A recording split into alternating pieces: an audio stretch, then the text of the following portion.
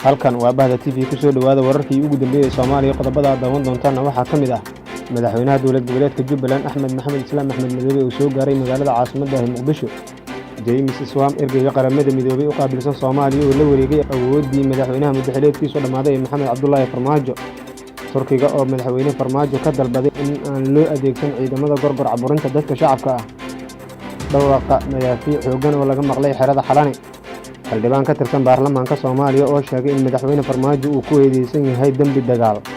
qodobada iyo kuwa kale ayaa daawan doontaan oo diyaar garooba qodobadii aad maqasheen intaas ka faahfaahsan.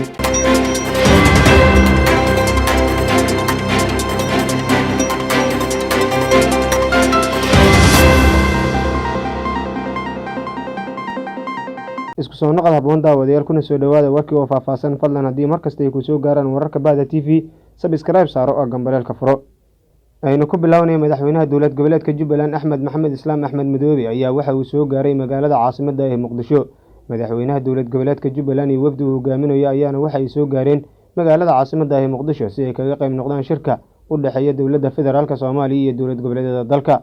saacado ka hor ayaana garoonka diyaaradaha Cade waxaa ka soo degay ilaalada gaarka ah ee madaxweynaha dowlad goboleedka Jubbaland Axmed Maxamed Islaam Axmed Madoobe kuwaas oo iyagu sugi doona amniga madaxweynaha. ammaanka madaxweynaha Jubbaland ayaana intuu Muqdisho joogo waxaa sugi doona ciidamada ilaaladiisa gaarka ah ee Jubbaland iyo kuwa midowga Afrika ee AMISOM kuwaas oo iyagu si gaar ah loogu xil saaray ilaalinta ammaanka. Axmed Maxamed Islaam Axmed Madoobe ayaana Muqdisho waxa uu kaga qayb galayaa shirka u dhaxeeya dowladda federaalka Soomaaliya dowlad goboleedyada oo ay weheliyaan gobolka Banaadir waxaana shirkaasi diiradda lagu saari doonaa xaaladda cakiran ee ka taagan arrimaha doorashooyinka ee Soomaaliya iyo sidii loo dhameystiri lahaa heshiiskii 17 Sebtembar laga gaaray hannaanka doorashooyinka.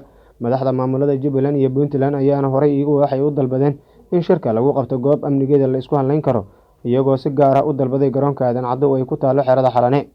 shirka u dhaxeeya madaxda dowladda federaalka Soomaaliya kuwa dowlad goboleedyada iyo gobolka Banaadir ayaana waxaa la filayaa inuu ka qabsoomo xerada Afisyooni oo 4 sano ka hor lagu doortay madaxweynaha muddaxileedkiisa dhamaaday ee Maxamed Cabdullaahi Farmaajo. madaxda maamulada Jubbaland iyo Puntland ayaana waxay u muuqdaan in ay ka guul gaareen madaxweynaha muddaxileedkiisa dhamaaday ee Maxamed Cabdullaahi Farmaajo maadaama codsiyo fara badan oo iyagu ay soo gudbiyeen la aqbalay iyadoo madaxweynaha muddaxileedkiisa dhamaaday oo horey ugu taliyay in shirka lagu qabto filla Soomaaliya waxaana madaxda Jubbaland iyo Puntland ay ka hor yimaadeen go'aankaasi. ergeyga gaarka ah ee qaramada midoobay ayaa la wareegay awoodda madaxweyne Maxamed Cabdullaahi Farmaajo. shir la isugu keenayo dowladda dhexe dowlad goboleedyada gobolka Banaadir ayaa waxaa la sheegay in awood ahaan uu la wareegay xafiiska qaramada midoobay ee Soomaaliya. shirkan ayaana waxaa lagu dhameyn doonaa khilaafka ka dhex jira saamileyda siyaasadeed ee Soomaaliya si loo gaaro doorasho lagu kalsoon yahay. shirkan ayaana waxa uu ka dhici doonaa buqcadii lagu doortay madaxweyne Farmaajo 8 Febraayo 2017 oo ah teendho ku dhex taala xerada Xalani oo ku taala garoonka Cade. James Iswam oo ah ergeyga qaramada midoobay u qaabilsan arrimaha Soomaaliya ayaa awood ahaan shirkaasi la wareegay iyadoo cadaadis la saaray madaxweynaha waqtigiisu ilaaday ee Maxamed Cabdullaahi Farmaajo. Axmed Maxamed Islaam Axmed Madoobe madaxweynaha dowlad goboleedka Jubbaland iyo kan Puntland Saciid Cabdullaahi Deni oo aad kaga soo horjeeday madaxweyne Farmaajo ayaana iyagu aqbalay inay magaalada Muqdisho yimaadaan shirkan. James Iswam dabada uu ka riixayo ay ka qayb galaan ma cadda cidda go'aamada la isugu qasbayo la isuguna keenayo beesha caalamka ay saameyn doonto madaxda maamulada Jubbaland iyo Puntland iyo madaxweynaha muddaxileedkiisa dhamaaday. marxalad adag oo dhanka doorashada ah ayaana waxay ka taagan tahay Soomaaliya. cudurro iyo col ayaana Soomaaliya ka jirta iyadoo amnigu sidoo kale uu yahay mid aan wanaagsanayn. magaalada Muqdisho ee caasimadda Soomaaliya oo hadda uu ku sugan yahay madaxweynaha dowlad goboleedka Jubbaland Axmed Maxamed Islaam Axmed Madoobe ayaa maalmihii la soo dhaafay amnigeedu waxa uu ahaa mid aan la isku halayn karin iyadoo Jubbaland iyo Puntland ay horey u dalbadeen in shirka madaxweynaha muddaxileedkiisa dhamaaday ee Maxamed Cabdullaahi Farmaajo uu ku baaqay lagu qabto goob amnigeeda lagu kalsoonaan karo. dowladda Turkiga ayaa madaxweyne Farmaajo ka dalbatay in ciidamada gorgor aan loo adeegsan dadka shacabka ah. magaalada Muqdisho ee caasimadda Soomaaliya waxaa shalay oo taariikhdu ay ku beegnayd 8 Maarso ka soo degay ciidamo lagu soo tababaray dalka Turkiga. ciidankaas oo si gaar ah u tababaran waxayna ka tirsan yihiin guutada 15aad ee gorgor. dowladda Turkiga ayaana waxay ka mid tahay wadamada ka qayb qaata dib u dhiska ciidamada Soomaaliya. ciidamada gorgor iyo haramcad ayaana ah kuwa ugu magaca dheer kuwaas oo Ankara ay si gaar ah gacanta ugu weysay tan iyo tababarkoodii. madaxweynaha xilku ka dhamaaday ee Maxamed Cabdullaahi Farmaajo ayaana waxaa laga dalbaday in dowladdiisu aysan ciidamadu u weecin dhanka dadka shacabka isla markaanina ay iyagu dagaalamayaasha Al-Shabaab ku xoreeyaan guud ahaan Soomaaliya oo meelo badan oo ku yaala dalka gacanta ku haya. sida ay ku doodayaan dadka qaarkii waxaa loo isticmaalay in ay qabsadaan gobolka Gedo oo maamulka Jubbaland uu ka aramiyo halka ay qayb ka qaateen kursiga saaran qaar ka tirsan madaxweynayaasha maamul goboleedyada gacan saarka la leh filla Soomaaliya. Warar ayaa waxay sheegayaan in dowladda Turkiga madaxweynuhu ay kala hadashay qaabka loo isticmaalo ciidamada gorgor oo u tababaran sida danab, iyadoo uu jiro welwel ah in filla Soomaaliya ciidankaas ay u isticmaasho sidii kursiga marka ay ku sii fanin lahayd. Jariiradda Washington Post ayaa shaacisay in sargaal Mareykan ah oo diiday in magaciisa loo adeegsado warbaahinta uu sheegay in madaxweyne Maxamed Cabdullaahi Farmaajo loo diiday in ciidamada danab uu isticmaalo ka hortagga mudaharadayaasha midowga musharaxiinta mucaaradka ah oo iyagu la filayo in maalmaha soo socda magaalada Muqdisho ay ku dhigaan banaanbax lagaga soo horjeedo madaxweynaha muddaxileedkiisu dhamaaday. Madaafiic xooggan ayaa waxaa laga maqlay nawaaxiga xerada Xalane oo ay ciidamadu AMISOM degan yihiin. Dhawaaqa madaafiic ayaa la soo sheegayaa in laga maqlay xerada Xalane oo beesha caalamku ay degan yihiin, iyadoo faahfaahinno dheeraad ah ay ka soo baxayaan.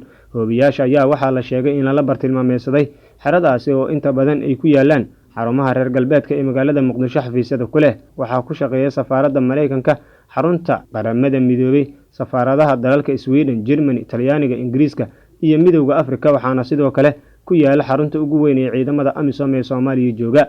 Waa meel aad loo ilaaliyo amnigeeda. Mar kaliya ayaana la garaacay gambaleelka sheegaya xaaladda halista ah si goobaha gambaadka ah ay u galaan shaqaalaha reer galbeedka iyagoo xarunta Xalane ku sugan. Ma jiraan warar soo baxaya oo sheegaya in madaafiicda halkaasi ku dhacay ay ka dhasheen khasaare, balse waxaa dhowr mar oo hore halkaasi loogu weeraray tiro madaafiic ah oo bishii lasoo dhaafay ay ka mid ahayd kadib markii hoobiyaal ay ku dhaceen xerada Xalane. Xildhibaan ka tirsan baarlamaanka Soomaaliya ayaa sheegay in madaxweyne Farmaajo uu ku eedeysan yahay dambiyo dagaal. Xildhibaan Mahad Salaad oo ka mid ah xildhibaanada golaha shacabka ee baarlamaanka Soomaaliya ayaa ku eedeeyay madaxweynaha muddaxileedkiisu dhamaaday in loogu yeeri doono teendhadii lagu doortay 4 sano ka hor kadib markii uu ku fashilmay qabashada doorasho lagu wada qanacsan yahay.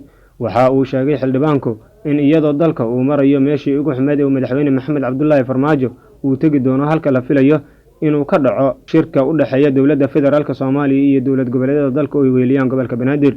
Mahad Salaad ayaana waxa uu ka mid yahay xildhibaanada aadka kaga soo horjeeda qaabka dowladda Soomaaliya ay u doonayso inay maamusho doorashooyinka la filayo inay ka dhacaan magaalada caasimadda ee Muqdisho. Waxaana sidoo kale xildhibaan Mahad Salaad uu ka mid yahay mucaaradka iyagu markaa aadka kaga soo horjeeda dowladda Soomaaliya. Waxa uu sidoo kale uu ka mid ahaa mas'uuliyiin iyagu markaa dhigayay dibadbax oo dowladda federaalka Soomaaliya ciidamo ay soo amartay ay ku rasaaseeyeen meel u dhow isgoyska kilomitir 4 ee magaalada caasimadda ee Muqdisho kadib markii golaha midowga musharaxiinta madaxweynaha Soomaaliya ay iyagu halkaa ku dhigan yihiin banaanbax.